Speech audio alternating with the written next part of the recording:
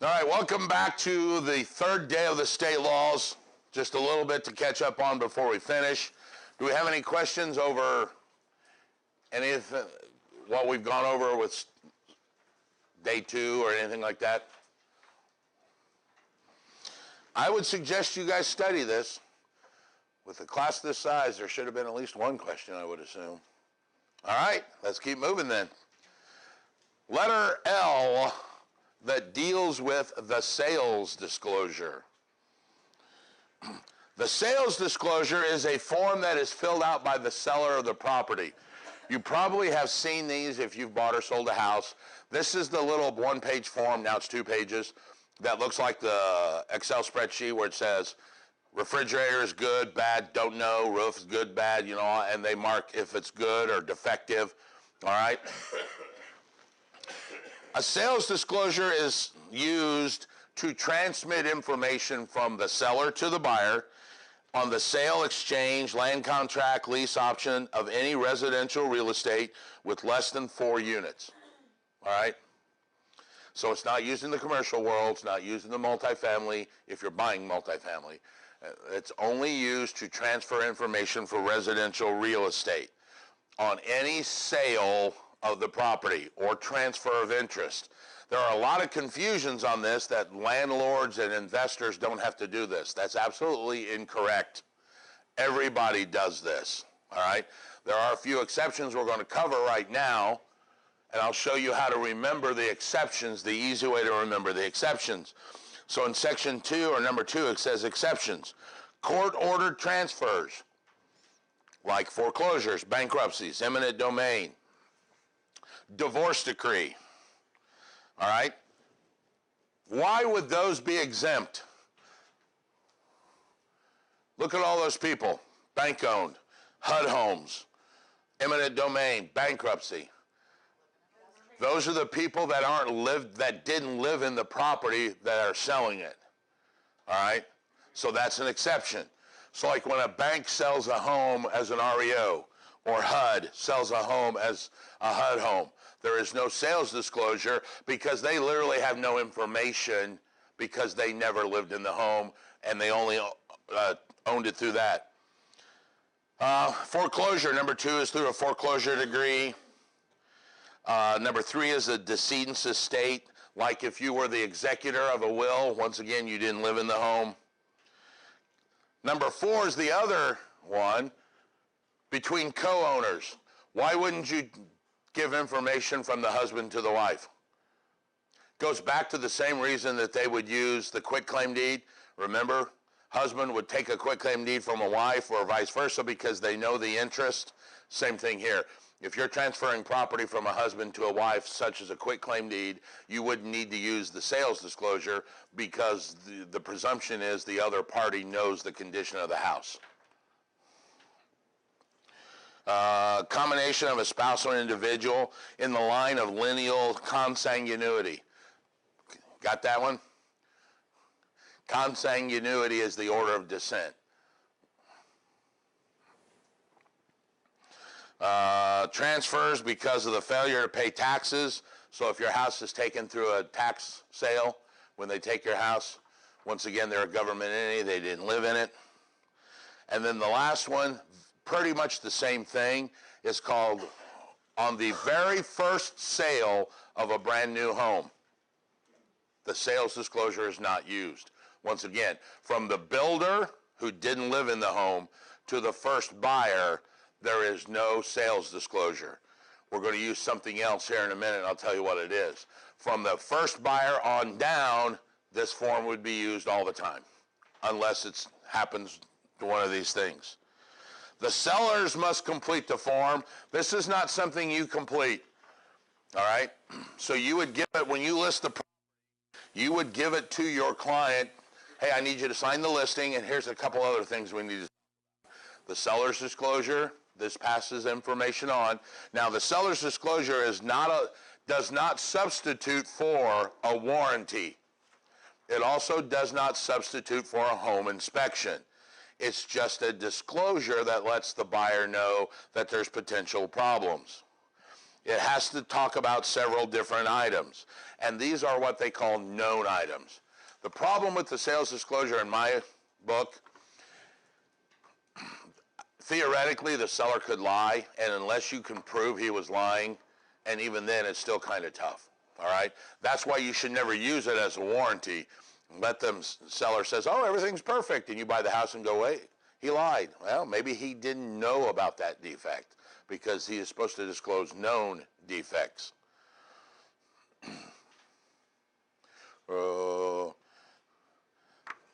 Number 6, not a substitute for an inspection. Number 7, it's not a representation of the agent, so it's nothing that we're not involved in that section. This form, it's not our, if they lie, then that's what we know. Real estate agents do not work under what's called imputed knowledge. Anybody ever heard that in the legal world? Imputed knowledge means the attorney knows everything the client knows. No judge, you can't say to a judge, well, I'm sorry, I guess I didn't know that. The judge is going to say, you should have known that, he's your client. We do not have imputed knowledge. We only work under actual knowledge. If the guy didn't tell us that someone died in the property, we're not liable if someone says, did they die? Hey, to my knowledge, no. Oh, you lied. Nah, I didn't know, and the client didn't tell me. It's not my duty to seek that out, all right? Same thing here.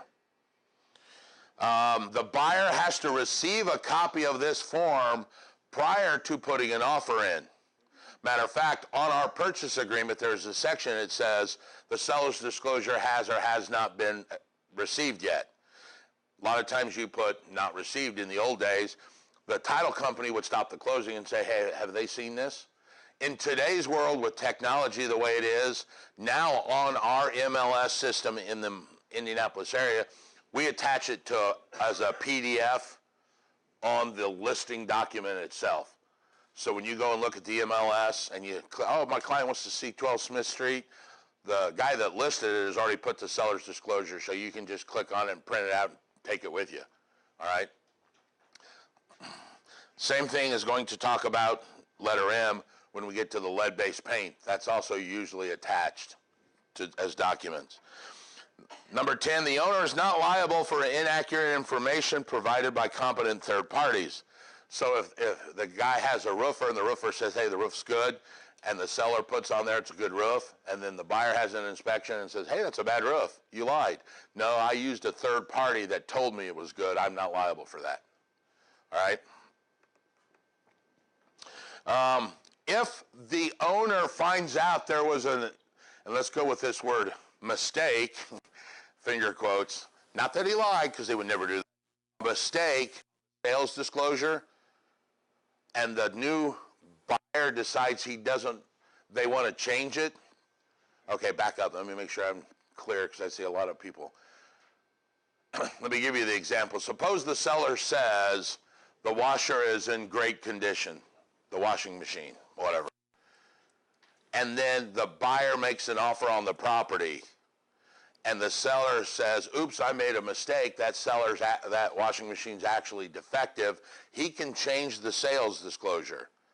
But the buyer now has a right to get out of that deal because theoretically he may have solely bought the house based on that washing machine, and now that the information has changed, his offer may change. So the seller has the right to change the seller's sales disclosure. But if he does, the buyer has a right to undo his purchase contract for 3 days. Would he get his earnest money back at that point? 2 days. Sorry, it's 2 days. Would he? Yes. So if the guy makes an offer because the roof is in good condition, because the seller said the roof is in good condition, and then the seller said, oh crap, I forgot it, there was a hailstorm and it's got 2 holes in the roof, and he changes the seller's disclosure, the buyer says, oh, I want out of the deal, he has 2 days to undo that, and of course it's called a recension, and recension puts everybody back in the original condition, which would mean I get my earnest money back, because the offer I made was based under false pretense, false information. So it's not a question of, do you get it back? It's, hey, we never made the offer, so everything has to get instated to where it originally started, right? Recension might be a good word to know. Rescind, R-E-S-C-I-N-D, rescind. That means to put back in the original as if nothing happened. I like to use the Catholic's example of an annulment. An annulment is the same thing, right? Divorce means what? I was married, now I'm not married. An annulment it works as if we never were married. All right, same thing here. A mutual release of a contract means we were under contract, now we're not under contract. The rescission or rescinding a contract puts as if there never was one, so everything goes back to the original condition, including the buyer would get their earnest money back. How do you spell rescission? It's R-E-S-C-I-N-D, rescind.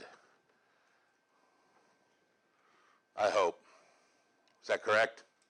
I'm a numbers guy, not a spelling guy. And you know numbers are easier than spelling, right? Because Word doesn't have a numbers check, but it darn sure has a spell check. So, yeah.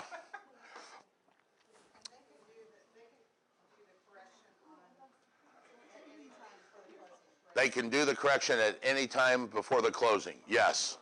They have the right up until the day of closing. Even when they get to the closing, hey, we made a mistake. Just remember, the buyer has 2 days to change his mind then about doing the deal because you've altered the sales disclosure. What happens is when the buyer makes an offer, the seller will send over the sales disclosure to the buyer, and that tells him the condition of the property. Now, we know that we close about 30 to 45 days after that offer's made, right? At the closing table, the seller will re-sign that sales disclosure form to affirm that nothing has changed in that situation. So they sign it the day the offer's made, and then they sign it the day of closing so that nothing happens in that 30, 45, 60 days, whatever it takes to close. But they could, at that closing table, go, hey, I found out that the plumbing is bad. I need to change that sales disclosure. Okay, you can do that, but now the buyer has 2 business days to change their mind on the purchase because the condition has changed. It says right there, if nullified, the buyer will have all earnest monies returned because it's as if the offer never happened. All right? The next section, letter M, deals with lead-based paint. You guys should write in big, bold letters, 1978. Some of you weren't even born then. Almost, not quite. 1978. Any house built before 1978 must include a lead-based paint form that says this property has no records of lead-based paint, or we do have lead-based paint, all right? That must also be filled out by the seller and given to the buyer prior to closing. When we get to the environmental chapter, we will go over this form in depth and talk about what it says, but the thing you need to remember is it has to be given, and if it's not in the closing documents, the title company will stop the closing once again because it's sufficiently enough hazard that you don't want to close without knowing that. Anything built after 78, we don't use lead-based paint. What if it has used it? If it has lead-based paint, Yeah. then you have to remediate it. We'll go into the whole environmental chapter. All right? So right now, all you need to know is 78. Before 78, typically the form says either one of 2 choices. I have no knowledge of lead-based paint, or there is lead-based paint. Once again, it goes back to there is no innocent. There is no check mark that says this house does not have lead-based paint. It says I have no knowledge of it, or it does.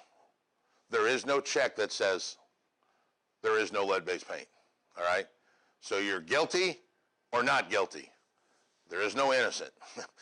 all right? It just means we don't have enough information, so I have no knowledge, all right? And we'll talk in the environmental chapter, the whole form, where to check and what gets checked and all that kind of stuff. If there is no knowledge, this is one of the few laws. You ever heard the law that the people say, ignorance is no excuse of the law, right? You broke the law. Well, I didn't know. Well, that's not an excuse. The lead-based paint law literally does have that excuse. If you put, I have no knowledge, you are not required to know. I don't have to go out and get it inspected. I could say, I'm dumb as a box of rocks, thank you very much. Okay, that's acceptable. But if you write that, the buyer coming in has the right to have it inspected. All right, the fact I don't know triggers a 10-day window. 10 days, very important to remember, that the new buyer has the right, well, if you don't know, I want to know, so let's have a lead-based paint inspection at the buyer's cost. All right? So there is a 10-day window of opportunity for the buyer to have testing done. Letter 5 or number 5? Letter 5. Number 5, the transaction is unenforceable against the buyer without a disclosure. Once again, it'll stop the closing because if you buy without it, it could be undone. So the title company will stop. It also made one more thing that I want to remind you guys. This is also the same form that a landlord gives to a tenant. So if you've got rental properties that you're managing and you have tenants come in and apply, and that rental property was built before 78, you have to give the same form to the tenant as well. So it's for the buyer or for the tenant if they're renting property from you. And if you don't, it's a $500 fine, a whack. So can the tenant have it tested? And the tenant has the same rights. They still have this 10-day window of opportunity to have it tested before they rent the property. It's at tenant or buyer's cost, yes, because I am not required to know as the owner. One case where ignorance is bliss. There are these companies out there, or they used to be out there, called limited agency, or not, sorry, misspoke, don't want to confuse you. Limited service agencies, or sometimes you hear them called fee for service. Most of these companies are not around anymore or have altered their style to become now full service again. I don't know if you guys remember, there was one called Sell for Free and List for Free and all these ones. What they used to do was say, well, if you don't want to spend 7%, we'll put you on the MLS for $1,000. But you don't get open houses and marketing and get to call me with questions. All you're buying is the right to get on the MLS. It's a limited service, all right? There was a couple lawsuits that happened, and the NAR said, hey, you can't do that. If you're their agent, you're their agent. You can't be a partial agent. So a lot of these companies went away or have migrated into full service again. So if there is a written agency agreement, then they are their agent. If there is something that is what's called a written agreement to the contrary, then you're not their agent. It used to work this way. As I'm standing in my brokerage, if a person walked into my office, they were not my client until they asked to be my client. Right? Everybody shake your head, yes. Today's world, the NAR says, no, we probably ought to treat the public better. Now, if a person walks into my office, they are automatically my client unless they ask not to be. So the first one was a negative, this one's a positive, all right? So now someone comes into my brokerage office and says, I want to talk to you about a property, I have to treat them like a client. Unless they say, I don't want you to be my agent, I just have a question for you. Okay, then you need to sign something saying you're not my client. That way when you go down the road and do something stupid, you don't go, hey, my agent Raymond just said, no, I'm not your agent because you signed this written agreement to the contrary. All right? So if they don't want to be, you have to sign it. If they are, then there is this thing called the Minimum Level of Services Act. There is a minimum that you must do. Be available to present or receive all offers, counteroffers, amendments, rejections, and pursue or lease the property. So you have to be the intermediary now. You have to accept them, the offers. You have to assist in the negotiation process. You have to be able to respond to questions about the property. And these obligations continue until their agency no longer exists. Remember I told you a broker has to go to closing? No one questioned why. Because Indiana works under the limited services rule.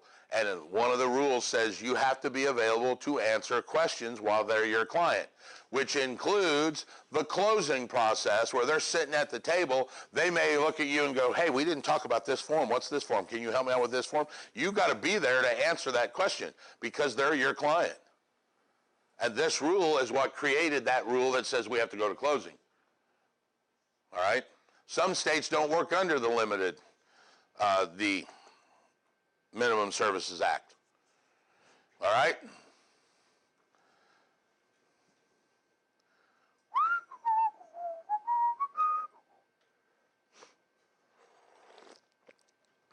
I love standing up here and looking around. Everybody's like, don't make eye contact. Just look away. You guys tired of the state laws yet? Yeah. And realize it's 212 pages. This is like 40, would be like 40 in the CFR.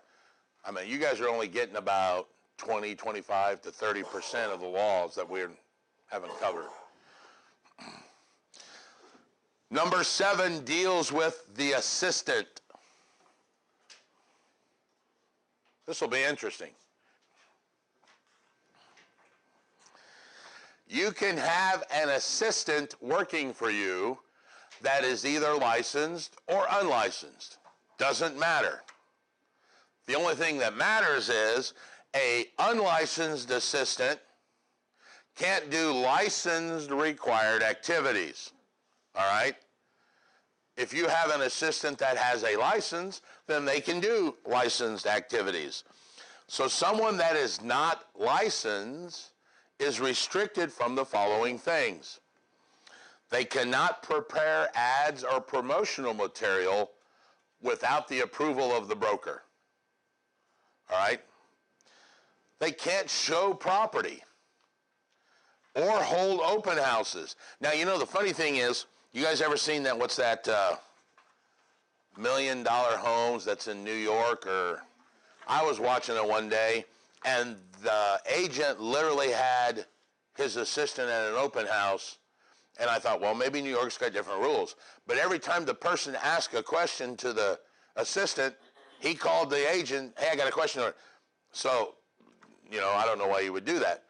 So it may be different in New York, but in Indiana, they can't do active real estate stuff, all right? Number 3, they can't obviously answer questions from customers about properties other than what is commonly found available, okay? So if someone calls in and says, hey, is the house at 12 Smith Street listed? An unlicensed assistant could say, yes, it is, because that information can be found everywhere. It can be found on the BLC, it can be found by any agent, it can be found by seeing the sign in the yard. That's cool. What's the list price? The unlicensed assistant could say $128,000, because that information could be found anywhere. $128,000, that seems awful high. Can you think he'd be willing to negotiate?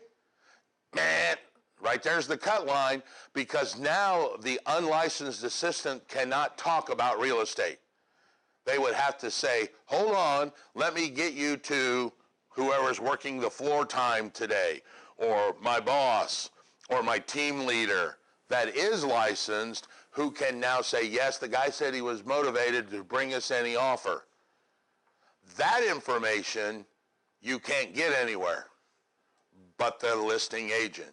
That's one of the key differences. So unlicensed people can answer questions that are generic. How do I get to the house? I'm going to go to look at it. Well, you go down Meridian, turn right at 12th Street, and it's right there on the corner. That's cool. But licensed stuff that they don't know it in the general public, like is he motivated? Will he negotiate? That is all licensed required stuff, and that unlicensed assistant cannot do it. Obviously, 4, they can't discuss contracts. They can't negotiate the commission. They can't deal any of that stuff because that's all licensed required activity. They also, and this is the big kick for me, you can't do telemarketing for your licensed team leader. That's the one that you would think you would want to do. Yeah, but you can't. Yeah, and that's typically why you'd hire somebody. Hey, I want you to call this expired listing, schedule me an appointment to go see them so I can show them how good I am and get a listing. Nope, that's talking about real estate, and that's part of a license required activity. All right? So what you end up doing is you take your assistant that's unlicensed and send them to school to get a license, and they get their license. Then they realize how little they're getting paid, and so go start their own company. No, okay? Licensed assistants that are licensed can actually perform licensed activity. And you can have either one or both. All right? When I was doing the radio real big, I don't know if you guys ever remember the real estate monkey on the radio? Now that was me. When I was doing talk radio, I had an unlicensed assistant that did a lot of stuff for the radio shows, getting ready, and then I had a licensed assistant that helped me with deal flow and stuff like that. So you can have both, or either, or neither, okay? That, and I'm almost ashamed to say I brought you back for day 3 because I figured there'd be a lot more questions. That is the Indiana state laws, all right? Do we have any questions about how the laws work or what's going to happen? Not right now? Yes. Oh, wait, hold on in the back. A random one, I don't know if it's about the state laws, but so my sister and brother-in-law bought a house like 6 years ago with a realtor. If they want to buy a house in a year and a half, can I be their realtor, or is that lady their realtor? Okay, so if an agent helped a client buy property 6 years ago and you want to help them now, can you do that? The answer is most certainly you can, because once that deal closes, their relationship, called an agency relationship, terminates. Okay, he bumped into her at the store like a month ago. He was like, "Yeah, I want to sell my house in a couple of years." So does that mean that he's like been talking with her, or does No, if he just said, oh, we're thinking about selling our house to the old realtor, he's not really discussed, and she doesn't have a formalized agreement with him yet. Now, hopefully, if she's done her job good, that's what you want to do. It's called clients forever. You want to keep touch with your old clients because you know they're going to move. But technically, they don't have an agency relationship. Now that you have come into the field, he's going to say, and she's going to call him and go, hey, I bumped into you and you said you wanted to sell your house. I'd like to get together. And he's like, I'm really going to use my sister. Thank you very much. She's like, okay. All right. That's a good question. So, how do you know? Okay, my neighbor's selling his house. Well, I love it when they answer their own questions. My neighbor's selling his house. I found out through the guy painting his house, and I was going to see if he had an agent because I can do it yet, but my buddy can. Right? Yeah. What he says, well, my wife talked to somebody, and they're going to list her for 1.5%. Do I have to immediately stop? They're going to list it for 1.5%. Let them have that one. Yeah. Well, but my thing is, do I have to stop right there, or can I dig further and say, well, did you already sign something? Or what? I would say that you are probably okay if he says, yeah, we're thinking about listening, listing because this guy said he'd do it for 1.5%, which is completely wrong. He probably meant 4.5%, where he's going to give 3 away and keep 1.5. Yeah, that's probably what he. But unless the guy says we have actually signed, your next question would be, have you got it listed? Did you sign the listing agreement yet? If he says yes, we did. We just signed it 20 minutes ago. Now you need to stop. I'll ask if he says no. Right. And if he says, no, we're not meeting this person until next Wednesday, you might say, well, you know, I got a license. How about, can I come in and pitch? Meet right now. Yeah, can we meet right now and let me pitch what my company can do or what I can do?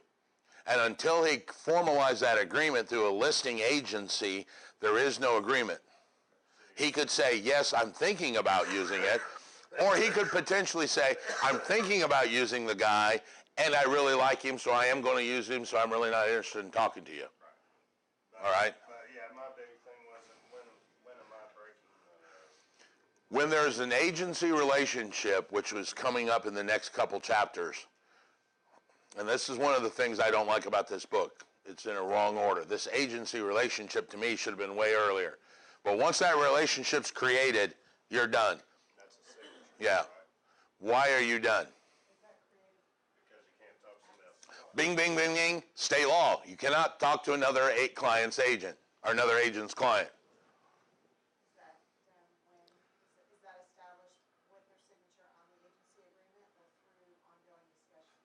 No, it has to be, we're going to get into this. Real estate has to be in writing. It's called the statute of frauds. So even if they say, I'm going to sign tomorrow, there is no agency yet. You can't have an oral agreement in real estate. It has to be a signed document to create the listing agreement. Going back to the limited service firms, you said that there's not a lot of them out there left, correct? Right. To my knowledge, So, in Indiana, okay, as of today. have you ever worked in this? Have I ever worked in it? Well, have you ever had to deal with anybody? Yes. Typically, the person on the other side, usually the buyer's agent, the selling agent, hates dealing with limited agency because limited agency firms, limited service firms, I misspoke, because that means there's no agent working for that person, and I end up doing all the paperwork and doing all of that, and I get mad because I'm only getting paid for one side, but I end up doing it because the guy that listed your property as a limited services firm doesn't even answer his phone. In a way, you almost become representative. Yeah, and that's one of the problems, and that's where the NAR come in. And when we get into talking about that specifically in the book, we'll go through the whole point of how that evolved, why these rules evolved, because that's what happened. You know, people are going, well, wait a minute, I'm actually representing the seller because I'm giving them advice because this limited services firm won't answer their question, so they're calling me with questions. Now I'm stuck in this position of I can't really tell them, but if they do it wrong, that could hinder my buyer's deal. So, you know, it's one of those things where I don't want to help them, but if I don't help them and they do something wrong, my buyer may not get the house. So you get stuck in something like that. But it says they should be helping them with questions, though. If you create agency, yes. Prior to this law, they would say, I'll put your house on the MLS for $1,000. I'm not showing your property. I'm not taking the phone calls. I'm not negotiating. And what would happen is when I brought a buyer, I saw your house on the MLS, it would say for showings, call homeowner. Oh, crap. So now I got to call the homeowner, and you're like, well, I got to work today. I can't really be in there. So you're limiting your ability to get a buyer, but you thought you were doing good because you cheaped out. You got And a job for $1,000. yeah, instead of paying 3,000 or 3%, I only paid 1,000. But there is a lot of things that could happen. So the NAR created this rule that says, okay, if you're their agent, you're their agent. And at a minimum, here's what you have to do. I could refuse to do open houses because that's not required in the Minimum Level of Services Act. All right? But I cannot refuse to accept the offer. I can't say, send your offer to the homeowner. You got to send it to me. I'm the intermediary. All right? And I have to answer questions for you. So that's the law that was born out of that lawsuit that we'll go into. I got another scenario. Same scenario. You just said it was another scenario. Same scenario, but I'm going to take it. It's the same thing, only different. Well, I'm talking to my neighbor, and let's say I get aggressive, and I talk to I'm not licensed. I talk to the guy, hey, you should go to my buddy. He's this, he's that. Can I get my buddy in trouble? Well, no, because first of all, that's a hell of a buddy. Thank you. No, he would just say, I don't know that guy. But as a friend, you could say, hey, I've got a buddy that's licensed. You ought to give him a call. Now, you can't get paid for any of that. Can't get a finder's fee, none of that. You're just doing it out of the friendship between you and your neighbor. Somebody you know breaks all these rules, it's not going to be on you if you take them. All right. You see what I'm saying? All right, so let's change the scenario. Suppose I am licensed and I get a house. Somebody says, hey, I want to list with you, but my house is in Bear Slide Golf Course, which is in Cicero, Indiana. Is way up north. So I say, I really can't service you the best because I don't know that, but I got a friend named Andy Dittmeyer that does. So I give him to Andy. If Andy violates any rules or anything like that, I'm not on the hook for that because Andy's the one doing it, all right? So no, you wouldn't get in trouble if you referred information to a broker and that broker does something unscrupulous or illegal because it's not on me now. I transferred through this referral to another agent. And it wouldn't matter if you were the referral agent making a commission? No, it's not. If I give the client to the referral to Andy and Andy does something wrong, I'm not liable for that. You know, if Andy advertises wrong or does a mistake or fails to and loses documents and gets called in front of the commission, they're not going to call me for referring the business to Andy. I'm not going to get in trouble for that. That's all on him. Once I refer the client to him, I'm out of the deal. That's the whole point in the referral process. I don't even talk to Andy again until the day he closes and says, hey, I got your check for you. Okay, send it over. I don't know how many houses you looked at, none of that. I'm out of that deal. All I did is refer business to them. How they do the business is on their own. Was that close to answering? Yeah. Yes. Okay, I have a question about required disclosures. Can you go over again the in-house agency? In-house agency is where two of my agents, one of them has the listing, one of them has the buyer. All right? That's in-house. It's in my house, so to speak. That is not a limited agency. Limited agency only would say if you got the listing and you got the buyer on the house that you listed, that's limited. But suppose you list the house, Tiffany has a buyer that wants to look at your house, and you both work for in-house agency. Right? You're both in my brokerage house is where the term comes from. All right?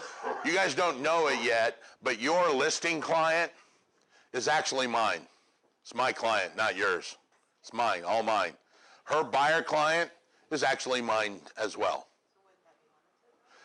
You would think it would be limited, but because I can separate your consciousness, it's not limited.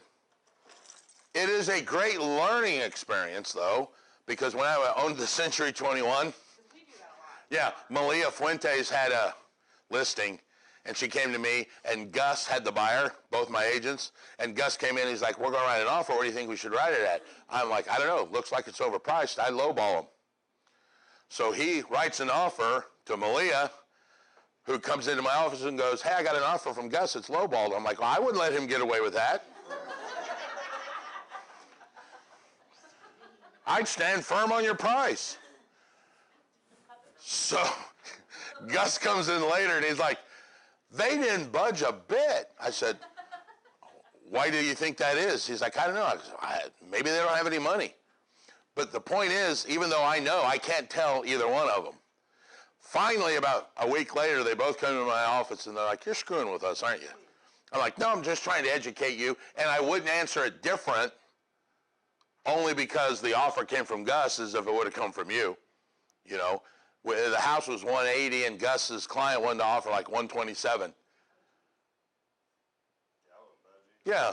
So when Malia came in and said, you know, that's something like 45 grand below, I'm like, I wouldn't let him do that to you.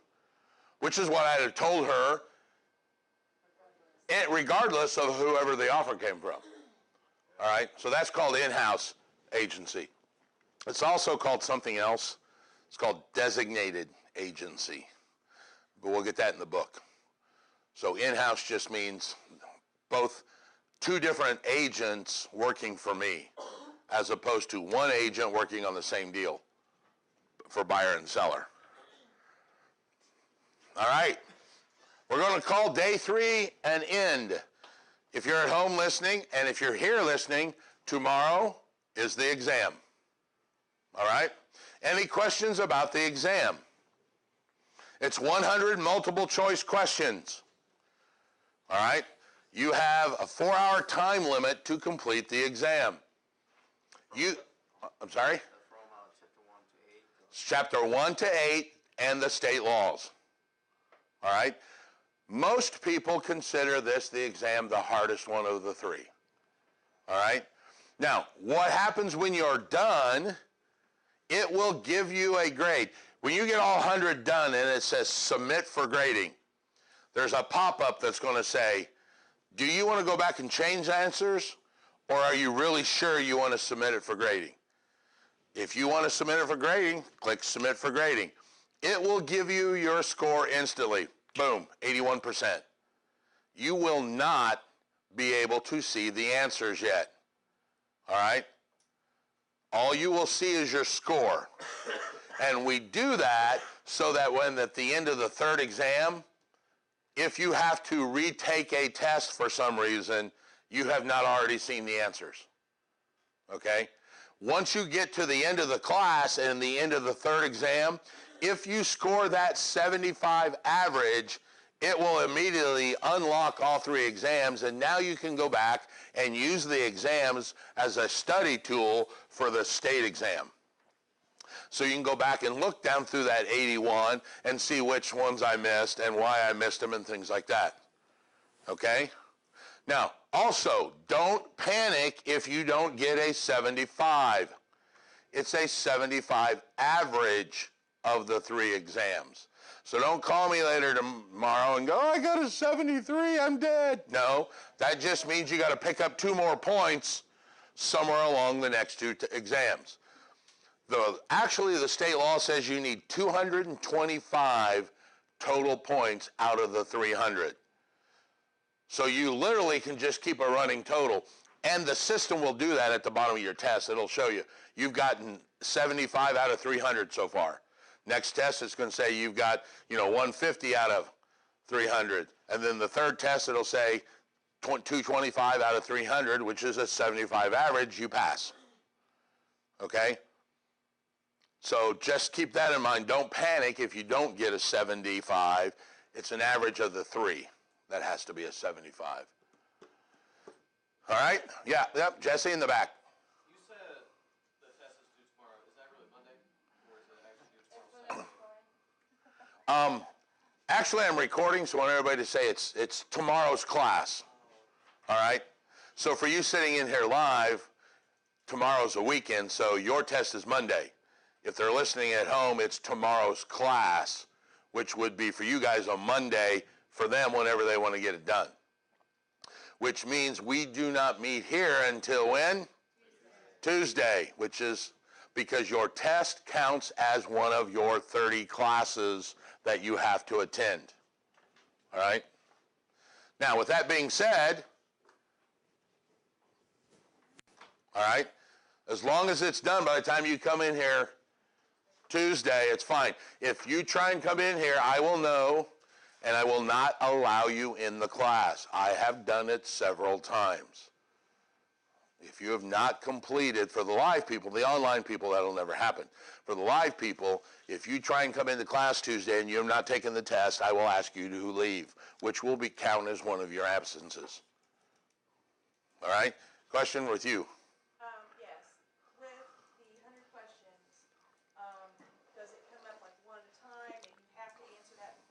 No, good point. The test is 100 all on the same page, which tells me you haven't done any of the quizzes yet because you know how it looks then. It looks just like that. Works just like that. It works like an accordion. Number one, you click it, it lowers and opens, and then when you hit the answer, it closes, and number two automatically opens. And they color them. So if you skip one, it'll be yellow, and you can visually see which ones you skipped, and you can go back. Even if you've answered it and it's blue, you can still go back. Yeah. I just didn't know if it was like different. Yeah, no, it's exactly like the quiz. So if you look through and you read the questions again, you go, you know, I still don't think number 17's right. You click on number 17, it'll open up, and it says B, and you say, I think it's A, just click A, it'll change the answer for you.